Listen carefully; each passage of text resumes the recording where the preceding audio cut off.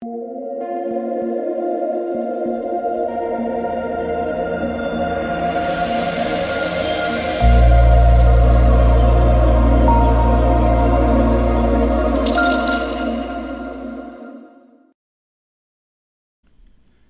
what is going on, guys? DK. Back at you with another video here to bring the 2-game NBA main slate on Thursday. If you guys are new to the channel, welcome. My name is DK. I make daily videos and live stream for NBA and NFL slates on Draftkings. If you are unable to watch these YouTube videos, I also upload on Apple Podcasts. Link down below is called the DKDFS Show. If you are interested in signing up for premium content, I'll offer that on patreon.com, an esports package. It includes Call of Duty and CSGO, as well as an NBA package. And I do want to thank PrizePicks for sponsoring this episode. If it's your first time watching or you're just not familiar with PrizePicks, there's a couple different ways you can play. So the original way is you take over/under on fantasy points. So, they will post fantasy scores, fantasy projections, and you can take the over or the under on them. So, like, for example, Kevin Durant is projected for 55 fantasy points.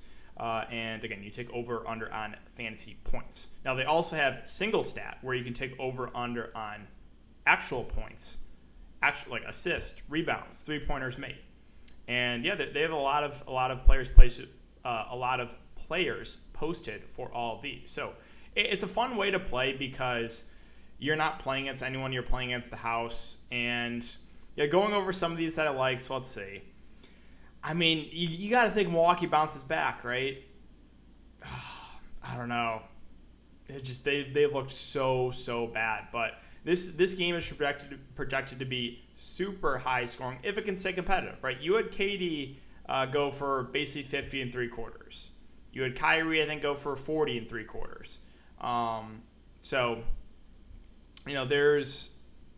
I would say I would lean towards just the group in general in this first game, taking overs rather than unders, unless you think the game's a blowout again. But let's see, is there anyone that really stands out in the first game?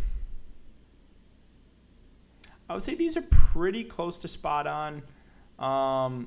Maybe an under on a guy like Landry Shamet, just because it's Landry Shamet.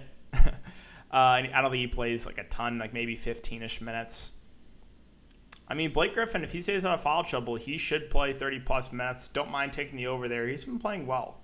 And then I think I just got to plant my flag with Giannis and hope he comes back strong at home. I think I want the over there and just pray this game can actually stay competitive.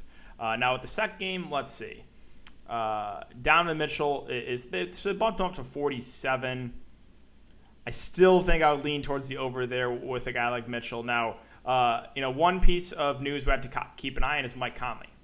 And I think this is where the biggest edges in PrizePicks is capitalizing on news when it happens, right? So if like Mike Conley gets ruled out, you want to hop over on Clarkson and Ingles, right? Because those two guys get the biggest boost. Ingles will start and play over 30 minutes.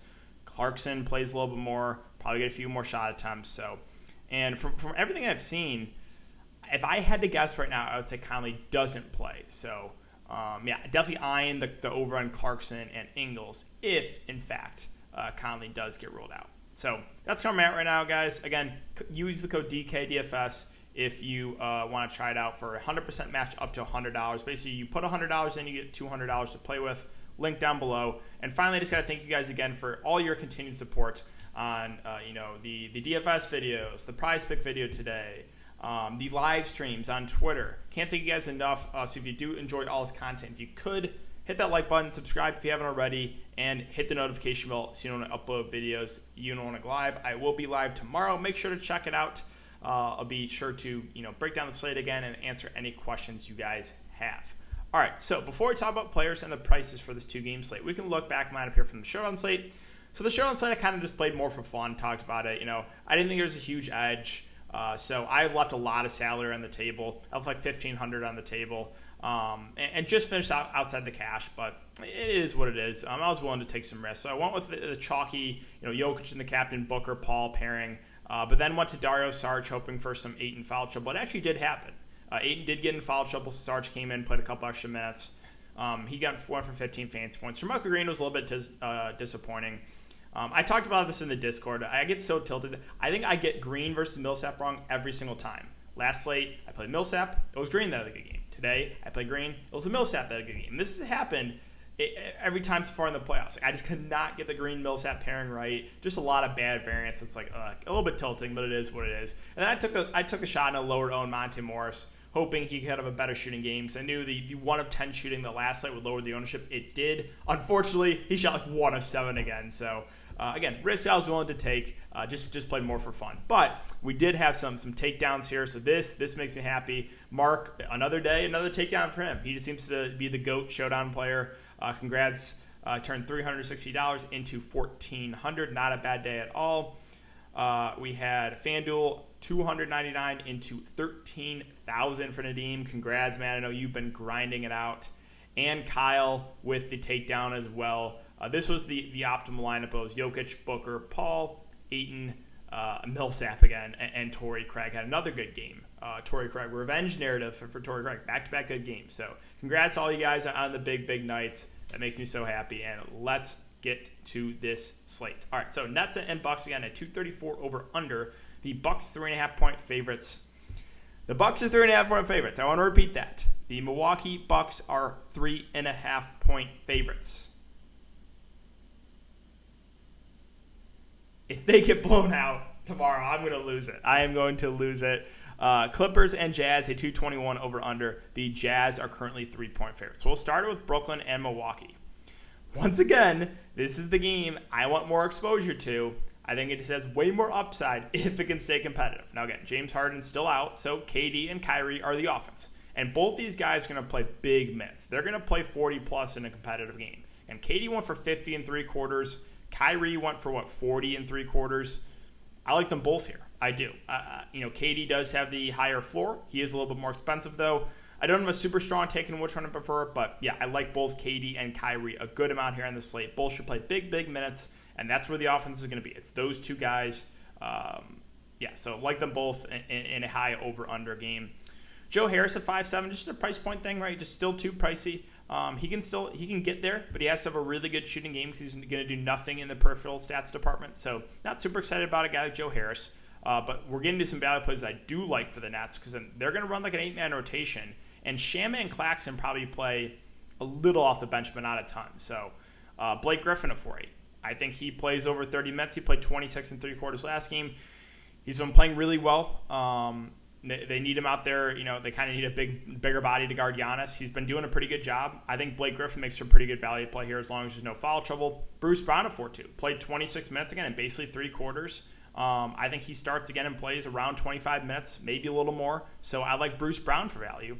And once again, I like Mike James at 3.8. I think, he probably hovers in the 25-minute range. He's a good offensive player, and he's priced below 4K. So James, Griffin, and Bruce Brown, I think all look really solid here for value.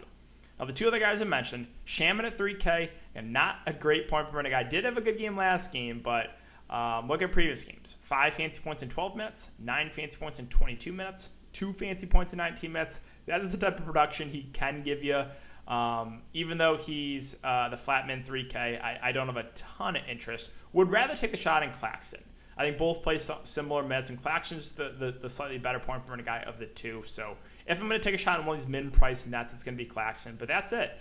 Everyone else basically just played in garbage time. So let's move on to the Milwaukee Bucks. Giannis Antetokounmpo. Just praying this game can stay competitive because we know Giannis is a phenomenal point per minute guy. I do think the Bucks have to change up their offense a little bit. Like they're running a lot of kind of Giannis at the point. I think their best offense is when Drew is the point guard. They run the pick and roll with Giannis setting the pick, and then he can roll to the bucket. They should do that more. It worked a few times they did it last game. They got to do that more instead of Giannis, with the ball and kind of everyone else getting out of the way. So, back to DFS. Giannis should play close to 40 minutes here. They are favorites, so knock on wood, this game should stay competitive. And we know he has high floor, high ceiling. So I do like Giannis a lot at the top. I think recency bias after that dud game last game because of the blowout, he might be a little bit lower owned than he should be. I do have a good amount of interest in Giannis at the top. Now with Middleton versus Drew, once again, I'm going to prefer Drew. Both were not good last game. Both were not great. Drew, he shot 6 of 10. He just didn't do a ton of the peripheral stats, which is, again, a little bit weird because he was a guy that was getting double-digit assists in that Miami series. I think, again, this game's competitive. He's going to push for 40 minutes, like the matchup here. So I'm fine going back to Drew. I do think I prefer him to Middleton, and Middleton has been shooting awful. Now, if Middleton can get his shot going, he's a guy that does have upside. It's just 6 of 23, 7 of 20. He has been struggling big time here. So both secondary plays, both number 2, number 3 for the Bucks are in play. I think it's still slightly give that to Drew over Middleton, but it is close. Now with Brolo, he's just not fitting well in this series. He's out there, kind of looks like cement on his feet, can't move well. He's not knocking down a ton. Like, if he's not knocking down threes, he's not super valuable on the court because he's not a guy. He's not a center that's gonna like eat the glass, right? He's not a great rebounder. He's away from the basket a lot. I don't know. I think the Bucks need to change it up a bit, but with Brolo himself, assuming we get similar run, he should get close to 30 minutes. And I think he's a safer value play if he continues to get these minutes, right? Because he's a guy that can knock out some threes. Again, even though he's not the best rebounder, he'll probably get you somewhere around, 6-ish rebounds. Maybe can get you a block or two. So I think Brolo's a fine value. I'm just talking about in general what the Bucks need to do. Like, if I was the coach, I would maybe play Brolo less in this series. But that's just me. Bryn Forbes at 4.1K off the bench. We'd probably get somewhere around 20 to 25 minutes. Again, super reliant on scoring. Never does a ton of the peripheral stats. He's not out of play, but definitely a riskier value play at 4.1. Bobby Portis, again, didn't do much in 17 minutes, went for 6 fantasy points. Normally, though, he's a pretty productive guy, a good point per minute guy. I'm fine with him as a contrarian value play. Again, should hover in the 15 to 20-minute range. Pat Connaughton, 3-3. Another lower usage guy, probably hovers in the 15 to 20-minute range. Contrarian value play, sure, but I don't feel super good about it. And then you have another low usage guy in PJ Tucker that should hover in the 25 to 30-minute range. They kind of need him out there defensively, but either way, KD's just been unstoppable. So, Tucker is playable, but if you play him, be prepared for him to play 28 minutes and get you 8 fantasy points, something like that. Right? That is the realistic floor for Tucker. He does not do much in the offensive end. And then Jeff Teague once again played, I think it was basically just in garbage time, right? I don't think he played any minutes when it was close. So, yeah, that's it for Milwaukee. I do think they bounce back here, hoping they do for my sake. But, yeah, I think the main three, the top 3 guys obviously look good. And then Brook Lopez, I think, is a pretty safe value. The rest of the Bucks is kind of like, everyone has a good amount of risk. Now, let's finish it up with the second game here, Clippers and Jazz. So can we talk about how the Clippers go from like a 6-man rotation to an 11-man rotation? That tilts me so much. But yeah, Kawhi Leonard, Paul George, I think are more contrarian plays. It's a tougher matchup. They can still get there at their respective prices. But for me, once again, would rather get to the stars in the early game. So both Kawhi, Paul George, for me, more contrarian. Now, Reggie Jackson was in foul trouble, only played 17 minutes because of that foul trouble. I would still list him more of a contrarian play, but he should, I would think, get around 25 to 30 minutes. With Morris and Batum, Morris was the guy that they kind of stuck with, even though he didn't have a good shooting game. Lost minutes, though, because they really extended the rotation, which is definitely downgrade to Morris. But I still think we should get around 30 minutes from him, which would make him a fair value. Again, Batum was the odd man out. He got axed his minutes, went down to 21 minutes, even though he played well when he was out there. So that makes Batum definitely riskier, right? If he's only going to play about 20 minutes, he's not as good of a play. Ibaka's still out. One guy I do like, assuming they go back to him, and he played well when he was out there, Zubac. And Zubac is a good point per minute guy, right? He played 20 minutes. I think he's a good value if he gets close to 20 minutes. We don't have to get 20 exactly, but if he plays like 16, 18 minutes, I still think he's a good value because he's a guy who can block some shots, get some putbacks, right? So I do like Zubac here. It looks like they're gonna use him in the series as opposed to last series where he barely played. So assuming we get some minutes in the last game, I like Zubac a lot. Now watch Ty Lue troll us and Zubac get a DNP. Oh, I would be so mad. Rondo at 3.5, he got extended a lot because of Reggie Jackson foul trouble. He still didn't play great. Again, the previous 2 games, 9-10 minutes. So there is a floor of minutes for Rondo. I think he's a contrarian value play that I definitely have some interest in. Again, he got extended a lot last game because of some foul trouble.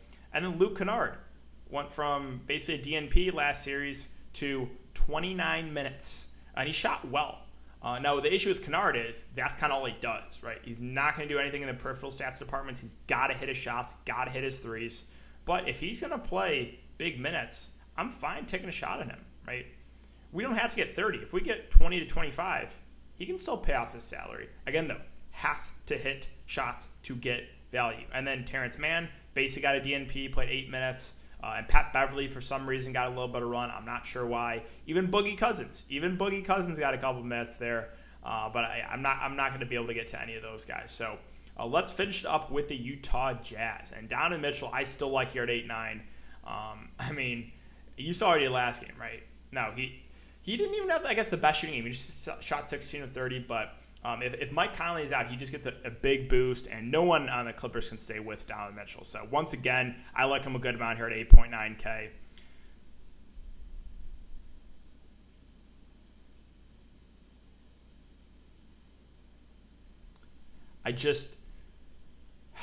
I can already see like a 20-point, 20-rebound, 5-block game from Rudy Gobert once I get off him. If he goes off tomorrow, I am going to be so mad. You want to tell me that this guy against a small ball Clippers team can't dominate? Again, I want to repeat myself, overrated. But you guys know I am not a Gobert fan at all. Very much dislike this guy. He's playable. He's probably going to have a good game after I get off him. He obviously has upside, a good rebounder, can block shots, right? That's where he gets a majority of his fantasy points. He's not a great offensive player, but he's still fine here, and I think his ownership will drop after that last bad game. Now, Mike Conley at 7K, if he does play, I don't have a ton of interest in him because I would be a little bit worried about him aggravating that, and we would see if he'd be in a minutes limit. If I had to guess, I would actually say he doesn't play. But yeah, monitor that. If he is out, then Clarkson and Ingles become solid plays. Now, Clarkson, you saw the game. He started the game off like 0 of 7. Still in for 27 fantasy points, though. Should push for around 30 minutes. And again, he's not afraid to shoot the ball. So I'm perfectly fine with Clarkson there at that price. And then Joe Ingles at 4.7 should start and play, about 30 minutes. He didn't have to do a ton because Mitchell just took over. You could say that about basically everyone else in the Jazz, right? Mitchell just took over that offense. But if Mitchell comes back down to earth a little bit, that's more usage for guys like Ingles, Clarkson. So Ingles and Clarkson, the two guys I'm eyeing if Mike Conley can't go.